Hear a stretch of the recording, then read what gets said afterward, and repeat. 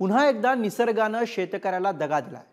गारांचा मारा आणि अवकाळीनं अहोरात्र कष्ट करून घाम गाळून शेतात पिकवलेल्या सोन्याचा चिखल केलाय। या संकटानं उरलं सुरलं सगळंच हिरावून नेल्यामुळे तो हवालदिल झालाय। बघूयात अस्मानी संकटाचा हा सविस्तर आढावा घेणारा रिपोर्ट। विजांचा गडगडाट, बोचणारे जोरदार वादळी वारे आणि त्यात आभाळातून गारांचा मारा। रविवारी सकाळी झालेल्या या माऱ्यानं शेतकऱ्यांची स्वप्न उद्ध्वस्त झाली आहेत। गारांचा असह्य मारा शेतातल्या पिकांचा मारेकरी ठरलाय। त्यामुळे शेतकऱ्यांच्या उरल्या सोरल्या आशांचा चिखल झालाय। मराठवाड्यात वादळी वाऱ्यासह गारपिटीसह पाऊस कोसळला। रब्बी हंगामातील पिकांचं नुकसान झालंय। काढणीला आलेली ही पिकं भुईसपाट झाली आहेत। सिल्लोडमध्ये 2 जनावरही मृत्युमुखी पडली आहेत। जालन्यातल्या भोकरदन तालुक्यातल्या या गारपिटीचा मोठा तडाखा बसलाय। बदनापूर, भोकरदन, अंबड, घनसावंगी, मंठा, परतूर या सगळ्या तालुक्यात पाऊसही कोसळला। भोकरदनच्या कुंभारी आणि सिपोरा बाजार परिसरात अंगावर वीज कोसळून दोघांचा दुर्दैवी मृत्यू ओढवलाय। आमच्या गावामधले असलेले गहू, ज्वारी, हरभरा आणि शेडनेटचे जे पिकं आहेत, समजा भाजीपाला पिकांचं प्रचंड प्रमाणात नुकसान झालेलं आहे। जे हातचं आलेलं जे पीक आहे ते सर्वचे सर्व गेलेलं आहे। माझं भरपूर नुकसान झालं। एक शेडनेट फाटलं बंद, त्याच्यानंतर टमाट्याचं नुकसान झालंय, ज्वारी पडली बंदी, एकर भरातली ज्वारी, आणि कारल्याचं नुकसान झालंय। एकूण सगळं अंदाजे एक 1.5 लाखाचं नुकसान झालंय। बांगलादेशनं संत्र्याच्या आयातीवर लावलेल्या करामुळे विदर्भातील संत्रा उत्पादक आधीच चिंतेत आहेत। किरकोळ दरानं संत्री विकण्याची नामुष्की असतानाच झालेल्या गारपिटीमुळे संत्र्यांच्या राशी शेतात सांडल्याचं दिसतंय। यानं शेतकऱ्यांचं अक्षरशः कंबरडं मोडलंय।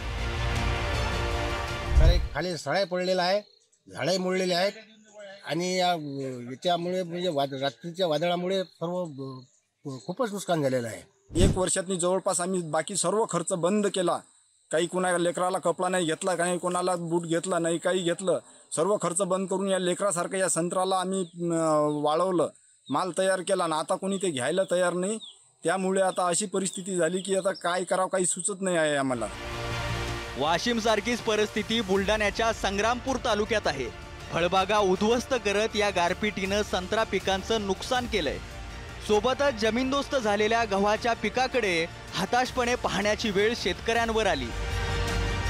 2 एकर मक्का होती, 1 एकर गहू, 3-3.5 एकर हरभरा, पुरं बेकाम झालं। काहीच कामी नाही। ते आता सोंगाच्या बी कामी नाही आणि कोणत्या कामी नाही। सर्व गारी, सर्व घाटे गुटे खाली पडला। आता कर लोक असणार ते घाटे बी आम्ही। तर आमची अशी मागणी आहे की आमची मागणी भरपाई करून द्या सरकारने, बस हीच मागणी आमची। स्वाभिमानी शेतकरी संघटनेचे नेते रविकांत तुपकरांनी शेतीच्या बांधावर धाव घेतली। तलाठी आणि कृषी सहाय्यकांना सोबत घेऊन थेट बांधावर जात अस्मानी संकटामुळे हतबल झालेल्या शेतकऱ्याला आधार दिलाय। मध्यंतरी हवामान खराब झाल्यामुळे हरभऱ्याचं नुकसान झालं, म्हणजे सगळ्या बाजूने संकटात शेतकरी सापडलेला आहे। आणि आता तर रात्रीच्या गारपिटीनं प्रचंड शेतकरी उद्ध्वस्त झालेला आहे। जिल्हा प्रशासनानं तातडीनं पंचनामे करावेत आणि पंचनामे करून तातडीनं नुकसान भरपाई शेतकऱ्यांच्या खात्यामध्ये जमा करावे। पंचनामे करताना दुजाभाव करू नका, घरात बसून किंवा मंदिरात बसून पंचनामे करू नका, शेतात जाऊन वस्तुस्थितीनिष्ठ पंचनामे करा, अशी आमची मागणी आहे। जळगावात सुद्धा गारपीट आणि अवकाळीनं कहर केलाय। चाळीसगाव तालुक्याला याचा जास्त फटका बसल्याचं दिसतंय। रब्बी पिकाचं मोठं नुकसान झाल्याचं दिसतंय। गहू आणि हरभऱ्याचा चिखल झाल्याचं वेदनादायी चित्र दिसतंय। अक्षरशः आता तोंडाशी आलेला जो घास होता तो अक्षरशः चालला गेलेला आहे। इथे जर तुम्ही बघितलं, मक्का असेल, कांदा असेल, ज्वारी असेल, गहू असेल, बाजरी असेल, याचं अतोनात नुकसान झालेलं आहे। अक्षरशः शेतकऱ्याच्या हाताशी काही लागणार नाहीये। त्यामुळे शासनाला मी विनंती करतो की शासनाने त्वरित पंचनामे करून शेतकऱ्याला आर्थिक मदत करावी, जेणेकरून शेतकरी या संकटातून उभा राहील। 15 दिवसात महिन्यात कांदा काढायला आला असता, मक्का पण तसंच, सगळं पीक काहीही राहिलेलं नाहीये। आम्ही जवळपास कर्ज करून सनी एका एकरला 70-80 हजार रुपये खर्च आला होता। आम्ही कर्ज नातेवाईकांकडून इकडून तिकडून पैसे जमा करून हे पीक उभं केलं होतं आणि आता हे काही आमच्या हाती लागणार नाहीये। मराठवाडा विदर्भ आणि उत्तर महाराष्ट्राला गारपीट आणि अवकाळीचा फटका बसलाय। महाराष्ट्राचा अर्थसंकल्प सादर होण्यापूर्वी याचे पडसाद विधानसभेत उमटलेत। राज्यामध्ये अवकाळी पावसाचा कालही थैमान झाला। मराठवाडा आणि विदर्भामध्ये काल अनेक भागामध्ये 2-2 फूट गार जमा झाली। सरसकट आपण मदत का जाहीर करत नाही? तुमच्या मराठवाड्यात जालना जिल्ह्यामध्ये तर काल मोठी गारपीट झाली, सगळ्याच्या पिकं सगळे त्या गारपीटच्या खाली आले। सरसकट कशाला? तुम्ही सर्वे आम्ही करू, सर्वेच्या नंतर आम्ही देऊ, सरसकटही मदत करता येते। अचानक बऱ्याचशा भागामध्ये मोठ्या प्रमाणात गारपीट झालेली आहे आणि शेतकऱ्यांचं नुकसान देखील झालंय।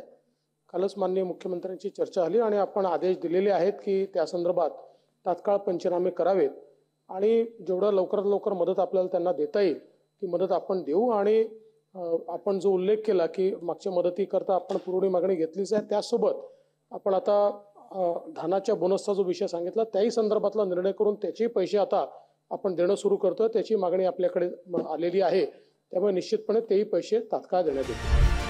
शेतकऱ्याला आता फक्त सरकारी मदतीशिवाय पर्याय नाही। विधानसभेत उपमुख्यमंत्र्यांनी दिलेला शब्द पाळावा, लवकरात लवकर सरकारनं शेतकऱ्याला आधार द्यावा हीच अपेक्षा। ब्युरो रिपोर्ट, पुढारी न्यूज।